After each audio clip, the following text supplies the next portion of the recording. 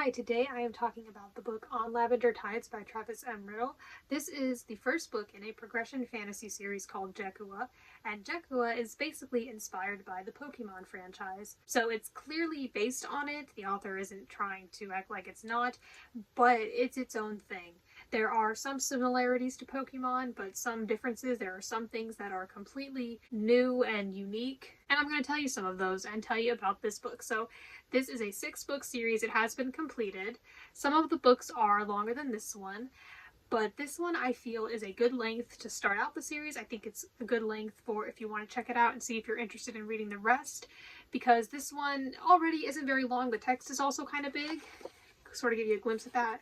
Not the smallest text I've ever seen. I think it's a good length for seeing if you like it, and it gives you plenty of information and content about the story. But it's also not just like a starting point. Like some first installments might just serve as an introduction, and then maybe in the sequel things really pick up.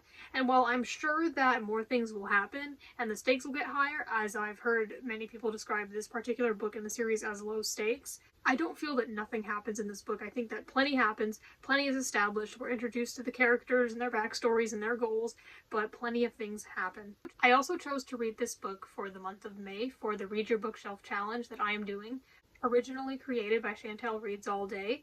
For May, the prompt is favorite, and I decided to pick this book because Travis M. Riddle is one of my favorite authors. I've been wanting to read this.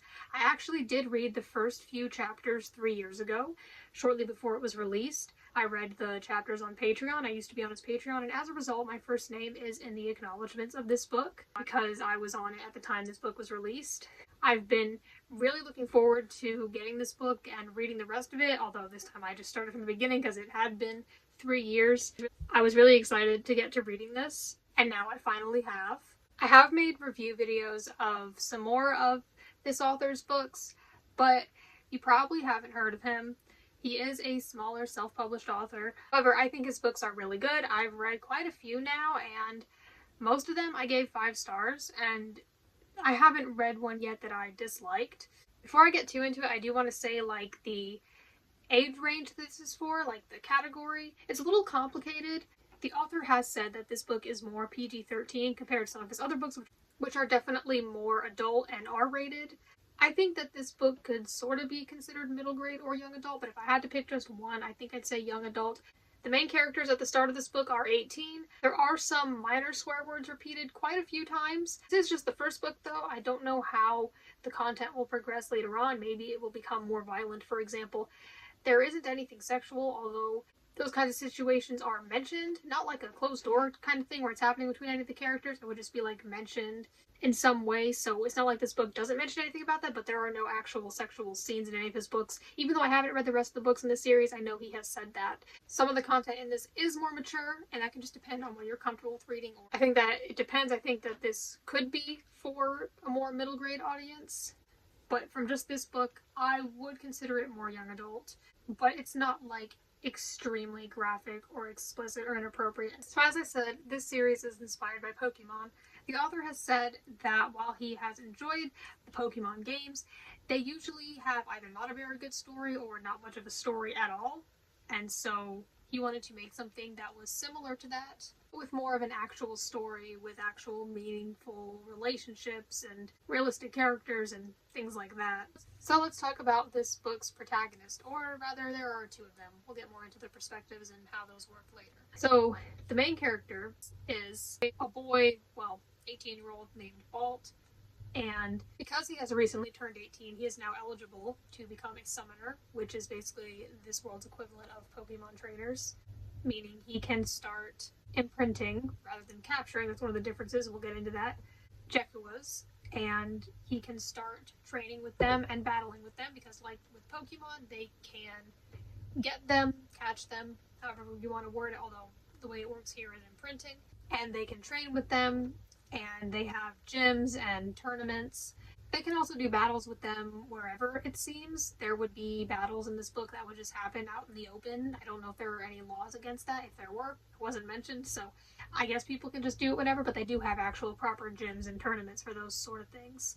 Now, Balt was an interesting character. He was very knowledgeable about Jekuas. He had been studying them since he was a kid. His grandmother was a famous summoner. Like, I don't know if she was like the greatest of all time, but she was very well known.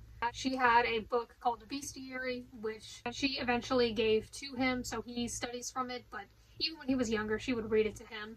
And it has information about the Jekuas and pictures of them and her own personal notes about them. It would say things like what type the Jekuas were. Like I think Pokemon have types, so there would be different types of Jekuas and different kinds of abilities they would have and where they could be found. So while he could learn about them, and by the time he's 18 he knows a lot about them, he ultimately could not get the equipment for imprinting the Jekuas or actually train or battle with them until he was 18. So now he's eligible for that. He is out of school now, like out of high school.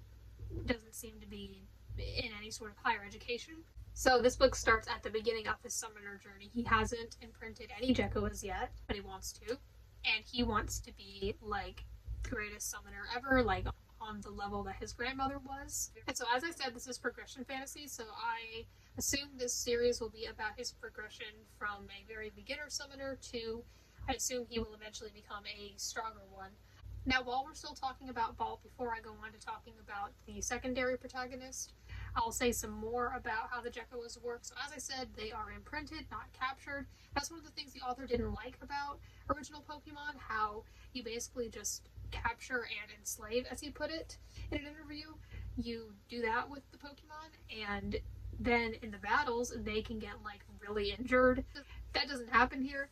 Basically, they get imprinted with, there's like magic and stuff involved in this different fantastical world. It's like a whole different world. They live on these islands and stuff, and they have soul clay and they have mana. That's just how people naturally work. I think even people who aren't summoners have mana in them. So even if you don't pick that path, which not everyone does, it's a sport. Not everyone has to do it. It's just something that some people are interested in, but it is like one of the popular sports. There are also some other sports that are like unique to this book, and then they still have some classic sports in real life like baseball. But anyway, they use their soul clay from a device that's on their wrist to imprint the Jekua, which you have to see a real one. They do exist, and then it basically takes their essence, their shape, and all their abilities and everything about it, and then imprints it into the device so that they can be summoned whenever. Now, when they're summoned, that's not the same one, because the real one was basically like the blueprint for it, and then it's left alone. And then that Jekua can be summoned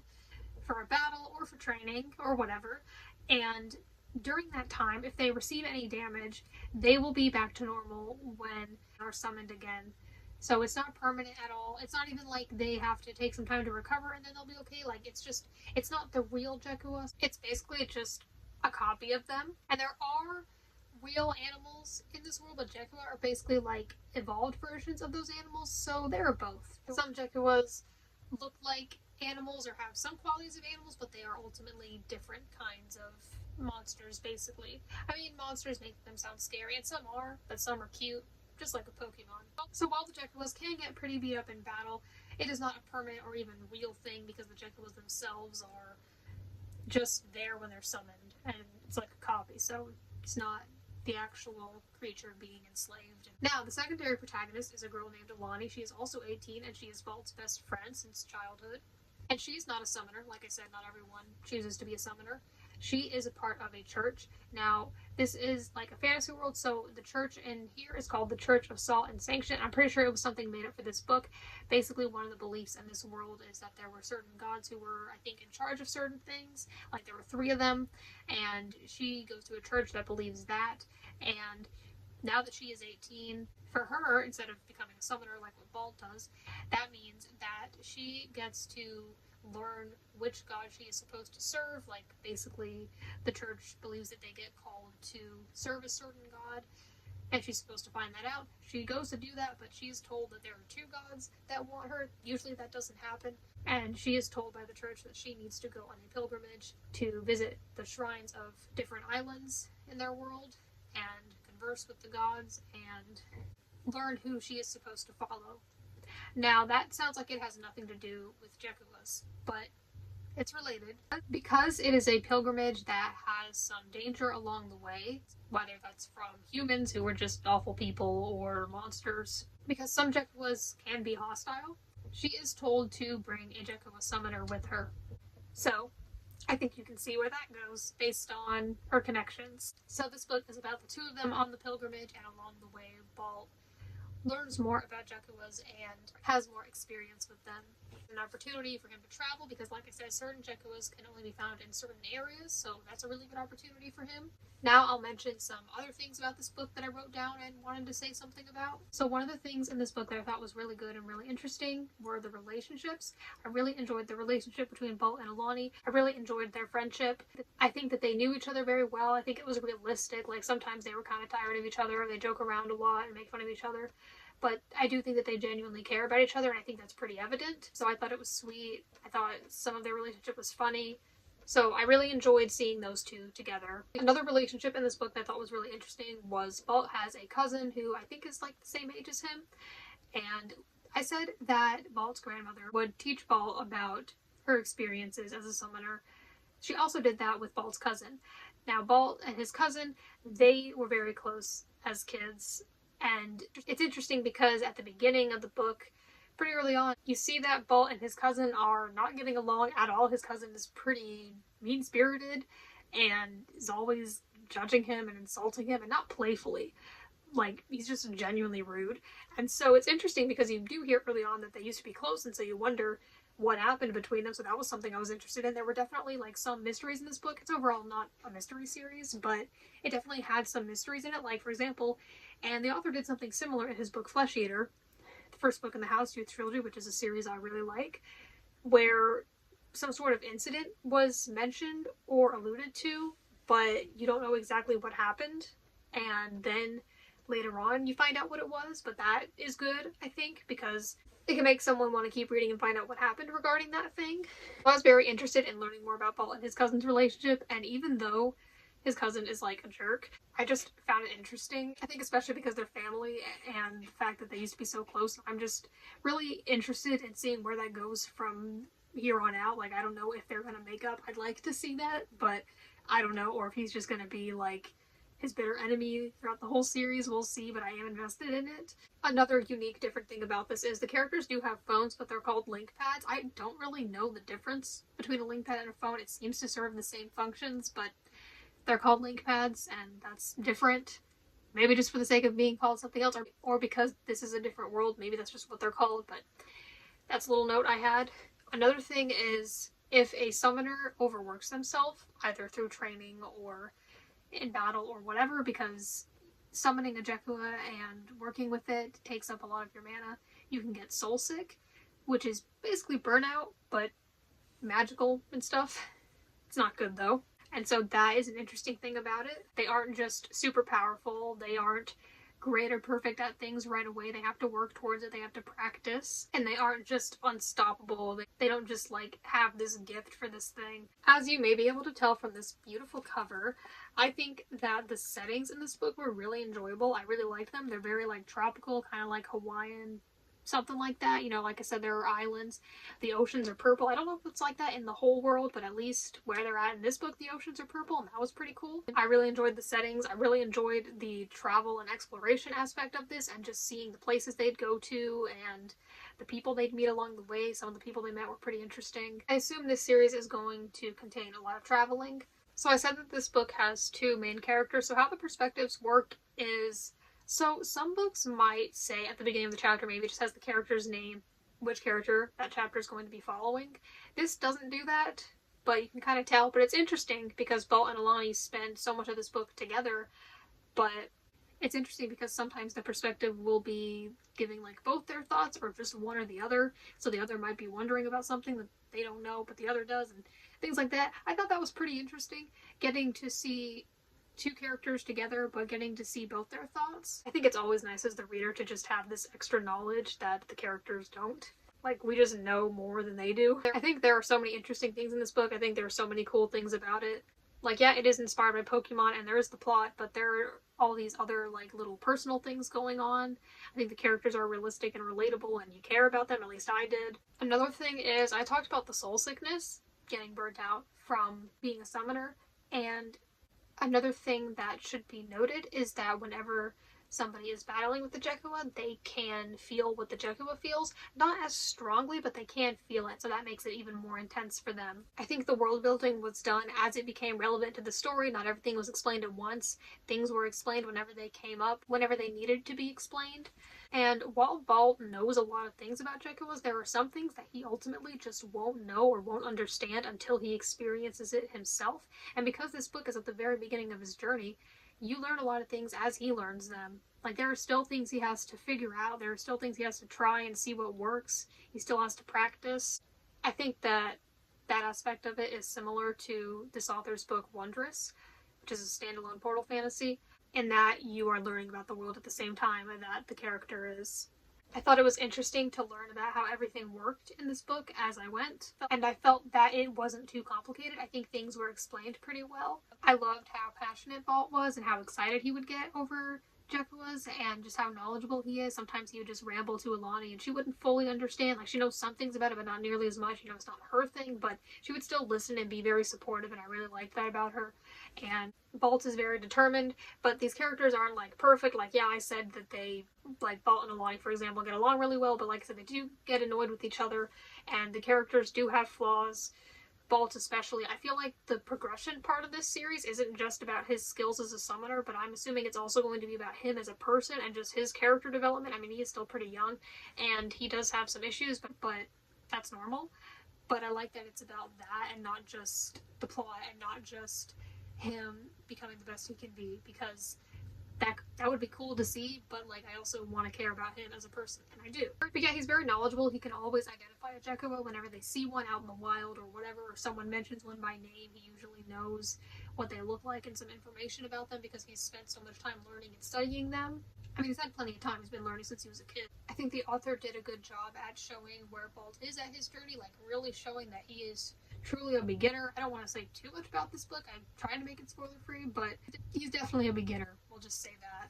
But yeah, I think Balt is really learning how to handle some things. Like I said, his grandmother was a famous summoner, so that's part of his problem. Like, he isn't just a kid who's interested in summoning. Like, there's also pressure and expectations because of his family name. But in this book, he does learn about strategies and things. Another thing I found interesting, so I mentioned how Alani is part of a church, and I thought that the themes about religion and a little bit about religious guilt as well was interesting. Just hearing her story about how she got involved and how deep she is into it now and how that's affected her and her thoughts on it, and she is very dedicated to it seems, but she still questions things, which I liked. I definitely relate to some of her thoughts and feelings about it, and I think that with her family situation, it wasn't similar to mine, but I know that there are people who could relate to that and how that eventually affected her relationship with her being a part of the church. That's not the main focus of the book. I think it's definitely mostly focused around Jekua's, at least in this first book it is. But this book was deeper than I thought it would be, and it was more emotional than I thought it would be, and just had more to it than I guess I expected. But I enjoyed it. But yeah, when it comes to certain things, not everything is explained right away, and I thought that was good. Like I said, sometimes you'll be wondering what happened with a certain thing or a certain person or relationship, and I thought that when we did learn about it, that was interesting. At that point, I was invested, which I think could be good instead of just telling the reader everything. They may not care at the beginning. I mean, I did, but not everyone may. And so I think it was good to save certain things for later. Plus, it keeps you guessing and wanting to read and makes it a little more suspenseful. The thing is, I didn't feel like this book was predictable. Like, whenever there was a Jekua battle, I genuinely, didn't know who was going to win. I thought this book was funny. I enjoyed this author's writing style. It's like, I'll try to explain it. It's like kind of casual. Not like childish or anything. It's not like juvenile. It's not like, it doesn't sound intelligent. Like, it does sound intelligent, but it's kind of, I guess, I don't know if sarcastic's the best word, but it's funny, I think. I've just enjoyed it in previous books of his as well. I just thought it was an enjoyable writing style. I felt that it was easy to follow along with, which is something I really like about his books. But there's definitely intelligence and depth to them, but they aren't complicated to understand, and that's good. I don't think they should be, but that doesn't at all mean that they're not deep. Another staple of this author's writing is the food. I mean, I think it's done well because people eat. It's just a human thing, and characters would, for example, go to a restaurant and talk, and food always just sounds really delicious. I think it's described well. Some people might find it a bit excessive. I personally don't mind. I mean, I really like food. Other people might think it drags on a bit. But I enjoy the food descriptions, especially with this world, because I think they have some foods that maybe aren't real. in our world. So that was interesting. This isn't a big theme, but there is a bit about alcoholism. Not between the main characters, but between a character's relatives. And that's something that some people may be able to relate to. So there is some depth to it with that as well. I think that fans of Pokemon will like this series. Now, do you need to know a lot about Pokemon to enjoy it? Like, maybe it sounds interesting, but maybe you don't know very much about Pokemon. Maybe you've never played any of the games, watched the show, or whatever. I would say no. I don't think that you would need to be super familiar with it. I mean, I'm a little familiar with it, but I haven't really played the games a lot. I watched the show a bit. I mean, that was years ago, but still, I know a little about Pokemon. But honestly, I would say not very much. I don't think you really need to know a lot about it. I don't think you need to know about how everything works, especially when some of the things in this book are different from the way it works in Pokemon. It's just a similar premise. But like I said, I think that everything is explained well, and it's not too confusing.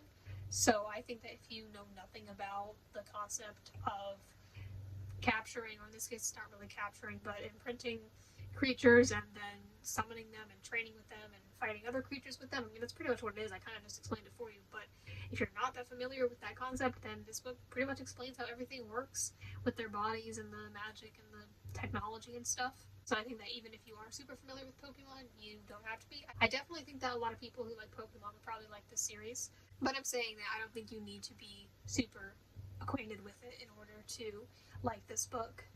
So personally, I'm invested in the series. I definitely want to read the rest of it. I liked the ending.